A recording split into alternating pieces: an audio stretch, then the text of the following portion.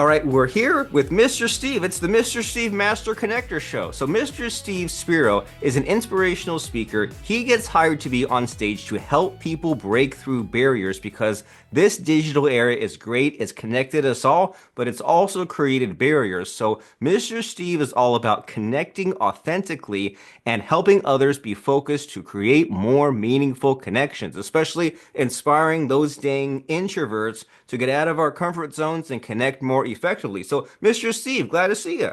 What's going on, Robert? Steve Spiro, the Master Connector, coming at you live and direct here. Very Appreciate nice. you. And I appreciate it too. And you somehow, I can't describe it, but you've got the motivational speaker look and you got the radio voice. And we introduced There you you, but go. yeah, there we go. So, how about you fill in the gaps? Tell me what you're all about, what makes you stand out, what's just got you so excited these days. Yeah, I mean, you heard you sort of started talking a little bit about it, right? So I was an introvert that was challenged by a mentor of mine years back, and he said meet three strangers every day, and living in New York, that's a bit of a challenge, if you will, because he said, I mean, you're in New York, you kind of feel like if you talk to strangers, you're going to get shot, kidnapped, or killed. But I did it and still do it to this day, and it stretches me, and I've created a real big network, and people start asking me to speak, and today the goal is to be paid to travel the world, speak and inspire and be a beacon of light and inspire people from a human connection perspective. So it's been a great journey. Just got back from Bali and Singapore and love traveling, and can't wait to do more of it. Not only traveling but speaking and traveling as well. Very nice. You're living an amazing life and you're putting good in the world and setting a good example for what many of us should be aspiring to. And some of these ideas we've already mentioned, right? Like speaking and talking to strangers, like, is it silly? I mean, even like what you and me are doing here, right? For some reason, we're two guys, like, we met once before, we don't really know each other, and we're on camera. And then I've been doing a lot of like pre calls and post calls with my podcast guests, like other business people, getting to know what they're doing. And it seems so awkward, but it's kind of like you said, you charge forward and you do it because you know that on the other side is building a business, helping others, making money. But in the moment, like, do you think the same as I do? Like, it's really weird, right?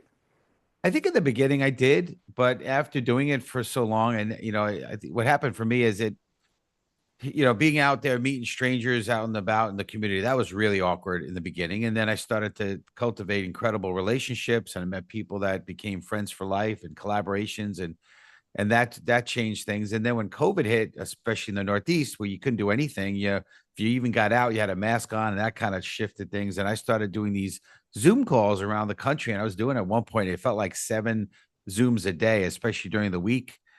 And I just got comfortable, and I felt really good about it. And when I was speaking to people on Zoom, it still happens to this day. People get emotional, they open up, and yeah, it completely shifted my perspective. So yeah, I think it's the most coolest thing in the world. I used to think it was awkward in the beginning, but yeah, I mean, it's a blessing. And when people tell you at the end of the call, "Hey, that was really amazing. I really appreciate you." Yeah, it's worth it. The juice is worth the squeeze, if you will.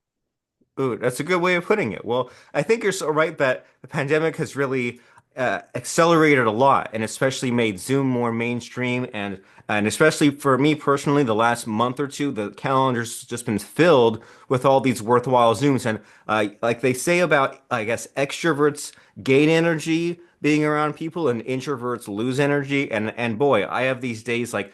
I woke up this morning, I was guesting on a podcast. I've got some of these meetings, including with you. And then this evening, I'm guesting on another podcast. And boy, is it quite a mental taxation. And so you have all these wonderful connections you've made. Is there one that you think really was just really worthwhile or really great to hear about so that way we can understand for ourselves why the juice is worth a squeeze? Yeah, I mean, I just give you one example, right? So I have a pod connector show, and this, as of this recording, we were at yesterday was our 212th episode, and it's been amazing. We've had incredible guests on the show. Long story short, at one point, a young man through LinkedIn reached out, and he wanted to be a guest on my show, and so we had a nice conversation, and just started getting to know each other, and I started to realize he probably wasn't going to be a fit for the show because we have certain parameters. But at the same time, great young man, craving mentorship, craving the ability to kind of have a better life. And We started having a conversation about how I could best help him. Long story short, one of the best friends today. He's come, to stay with me and my wife, and we've hosted him. He's hosted me in North Carolina. We're like hundreds and thousands of miles away from each other, but it's been a great collaboration, friendship, mentorship, relationship. It's been amazing, and it's just from an initial call through Zoom. Very nice, very inspiring. You never know what it will lead to. And that You know, speaks to not the yeah, this need to have some face time with people, right? Be in proximity to others that are successful. And if you have a low number of leads, you'll be really desperate, right? You'll be hanging on to like all those Zoom calls, like this better lead to something. But if you have a lot going on, then it can progress more naturally. And it's almost like a Mr. Rogers type of thing, right? Like the people in my life, I'm just, hey, looking to have some quality conversations, looking at how to help them. yeah. And how do we tap into some of that energy? Because I can understand that someone might make a lot of excuses, right? They might say, oh, well, I don't have time to have someone over for dinner at my house. I don't have time for these LinkedIn conversations. And what would you say to someone like that who says that they're already so busy with everything else in life? Well, listen, if you're extremely happy with your life, then stay with it, right? My mom said her Bronx wisdom: if nothing changes, nothing changes. So if you're content, then go for it. But if you're looking for a change, yeah, you may want to consider different things. And I just, for me, the ability to connect with people and have conversations with people have been extremely rewarding. And it's really it's a mindset shift, but it's also a heart shift. I learned to put my heart and my mind onto being others focused. This part of my four pillars of my book, of my show, and what I speak about on stage is, one is being others focused, and the second is being authentic, right?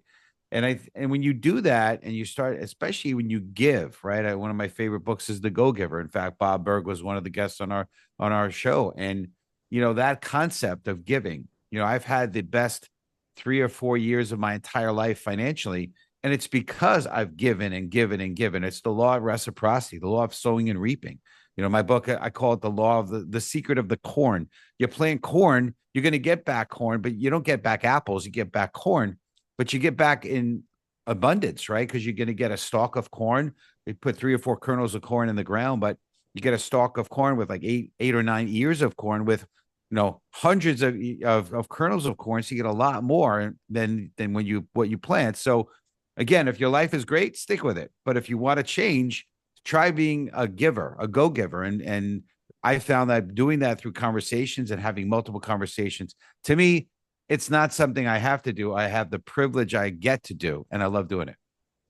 And that's a great mindset to tap into in a lot of different ways, right? The idea that I don't have to do things, I get to do things. And then, well, what does it all mean? What is it all for? Well, of course, I have to take care of myself and meet my own needs. But you hear a lot about the psychology of once you've made a lot of money, once you've achieved a lot, then mentoring others and helping others, that's where the real excitement, the real addiction is, right? Where you're leaving the world better than where you found it. And so speaking to that, like what are you working on in that category as far as the so-called philanthropy or the helping others, giving back? Like what are you striving, achieving as far as improving the world? Yeah, I mean, well, first of all, I'm a big believer in tithing. I give over 10%, way over 10%, and to different causes, different, things I believe in. So that's a big part of it, right? And even when I was broke and, my whole world turned upside down at one point, I was still doing it, right? So that's one piece of it. But I believe what I'm doing in terms of the Master Connector show and having these calls, to me, that's the way I contribute to the world. It's through being able to, can be a blessing to people in life. At the end of every connect call that I have, I say, hey, what can I do to be a blessing? What can I do to add value? And I'm always looking to add, do introductions. I'm looking to find things that can be valuable for people. So it's just part of the way I live my life. I don't think there's anything massive. Like I don't have like some, foundation that I'm, starting or I'm a part of. But I think the way I live my life is what you're speaking about. And this idea of like the kind of I don't know if like three-way connection is the way to put it, but like connecting others, that's one of those concepts where for a lot of years I heard it spoken about abstractly. But then I met a few people like you where I'd actually see it in action, right? I'd have a conversation with someone, and they'd say, "Oh, like chit-chatting, what are you working on?" And they'd be like, "Hey, you're doing this. It would be great if you spoke to this person, right?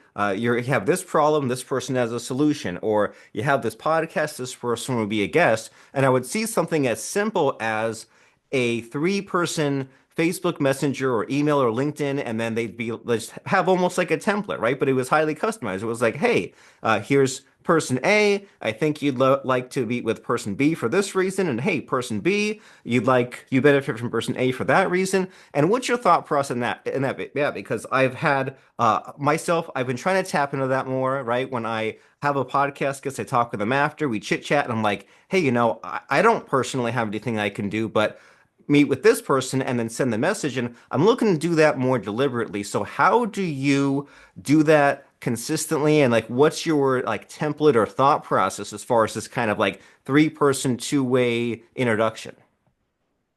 I'm probably not as talented as most people in that my brain short circuits with 30,000 connections on LinkedIn.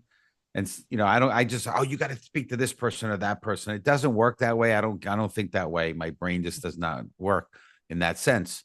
Um, and but also at the same time, I've seen people do that for me, and I appreciate it. Like, I tell people I want to be on a TEDx stage, and they're like, I'm going to connect you with a TEDx speaker, and I appreciate it.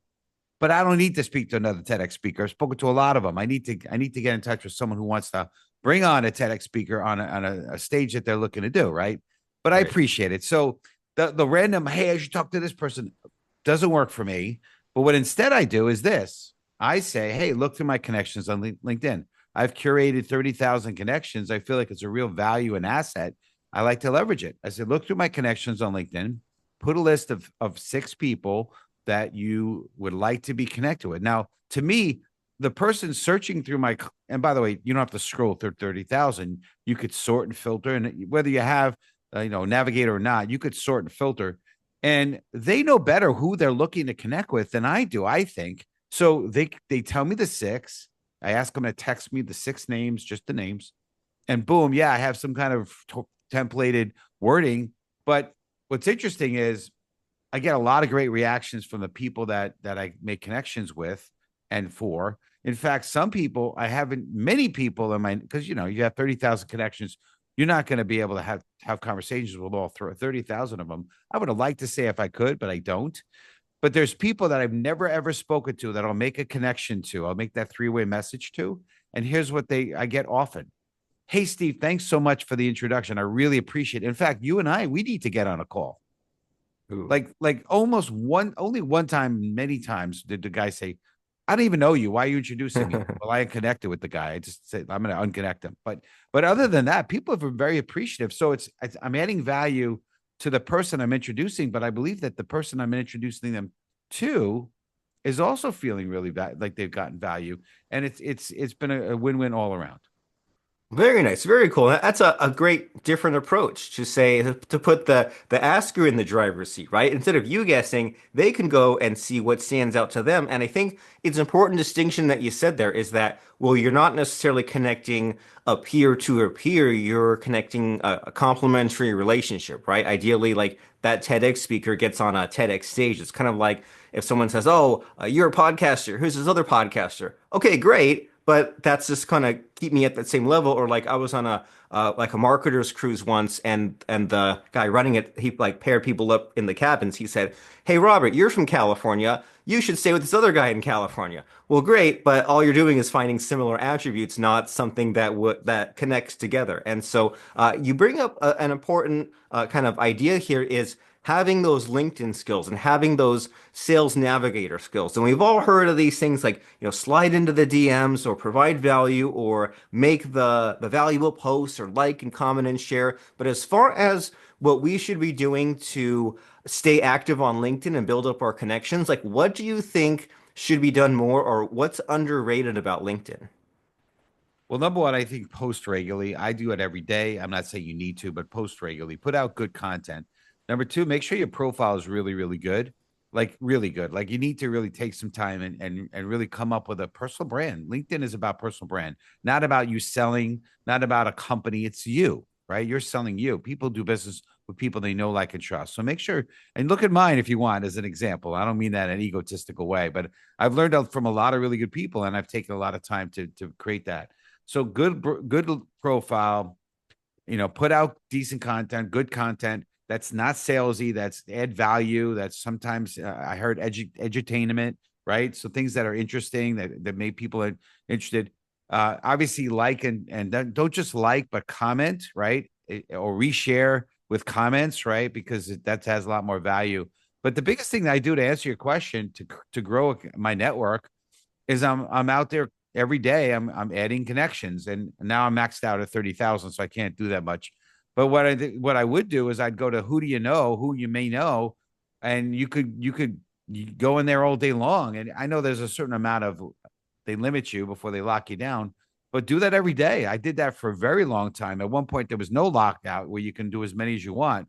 So you could do that, maybe 10 minutes a day, go in to who you may know, and obviously be a little discerning, right? Or you could even sort and search based on parameters, level connections, and then you do connect requests. And I don't put the customized name, the customized note.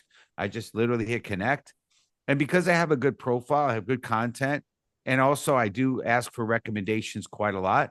Because I do all that, when people look at my profile, they take it serious. Like, oh, I should probably, this looks like an interesting person. I should connect with this person. I should say accept. Now, does everyone do that? Of course not. But it's to your point earlier in the conversation. It's a numbers game. So you just continue to connect, and that's a major way I believe in how you can grow your profile. And by the way, the larger your connections, the more credibility you have. The larger your connections, when you want to speak to a C-level executive, and maybe there's a good chance that there's 15 mutual C-level connections that he or she may know, and they're like, well, 15 of my colleagues know this person. I probably should connect with him too because he's probably valuable. So through growing the network, it's going to add value to you and credibility to you when you're reaching out as well to connect with them and communicate with them. Very cool. And you said a lot of great things that I think everyone needs to hear about LinkedIn, right? Because sometimes with social media, the numbers are all out of whack. The numbers are all over the place, right? You think about Instagram, TikTok, Facebook. If someone has 20,000 followers or 50,000 followers, I'm like, how many are real? How many are bots? But in LinkedIn, it's a different game, isn't it? It's like Yeah, you have these kind of daily, weekly habits, and you say you post every day. You at least block out some time every week to be expanding your network. And I feel like I've probably spent every day on LinkedIn for the past 5 years, so I'm really kind of getting fluent in it. And there are a lot of things that that you're pointing out here that like I definitely didn't notice about LinkedIn until like years had passed, right? Like, sure, everyone notices like that top above the fold and the branding, but then the things like the number of followers, it's like, okay, if someone has like 2 or 3 thousand followers, like that's probably like the baseline. That probably just happened by having an account. But then if they're at like 5,000, they're getting there, 10,000, 20,000 plus. I'm like, okay, now they're serious. And then once they're at your level, like you're at 30,000, I'm like, okay, now here's someone who really knows his stuff. And then I had a mentor who pointed out the endorsements and the yeah, recommendations, and I hadn't even noticed or thought of that. And now when I see someone, I scroll down almost to that immediately. Like, sure. okay, like who are those people and how many are there? And then like I used to make the mistake of like putting a book. If I had a book, I'd put it in the resume section. It's like, no, put those in the publication. So there's like a spot for all these things. And then, like you said, you keep at this, and then when and you kind of build up your social capital, so to speak. And then when there's someone you really want to connect with, if you have 15 people in common, then cool, you're in, right? Now now you have like the icebreakers, conversation starters, things like that. And so we're approaching the end of our conversation, and I really want to make sure that we cover the good stuff, right? You have these amazing ideas, amazing podcast, amazing book. What's the missing hidden in our conversation here? What should I be asking you? I just don't know to ask you. I guess maybe if you would ask me, what's the value of being authentic, right? Because that's a big part of what I speak about, right? What is that? Like, I think there's a lot of people that keep the conversation very superficial. But what I found is through being authentic, like I remember I was on a podcast with a gentleman And we're talking, and he asked some questions, and I opened up. I told him about being bullied and picked on and learning disabled. And he said, I feel obligated. I want to start sharing a little bit. I'm going to tell you a little bit something that I don't usually share. And as he did, I saw him get his eyes got walled up. He almost started to cry. And I didn't do it on the air, but afterwards, I like, does that ever happen to you on the podcast? He said, never. I said, okay, I did my job. So what happens is through being authentic and sharing vulnerable things that maybe you don't normally share, the barrier comes down. And a big part of what I speak about, I think you shared in the beginning of the intro, is I speak about on stage and on how to break barriers through that real human connection, and by creating real human connection in this digital era, which is really the screen created a barrier. It has created a barrier. The alpha generation is the generation coming up that they literally, one young person sitting next to another on the couch at home together, but they're texting each other, they're not even talking. So we want to be able to break that barrier, and so I believe a lot of it's done through being others focused, like I spoke about before, and also being authentic. That is a key factor.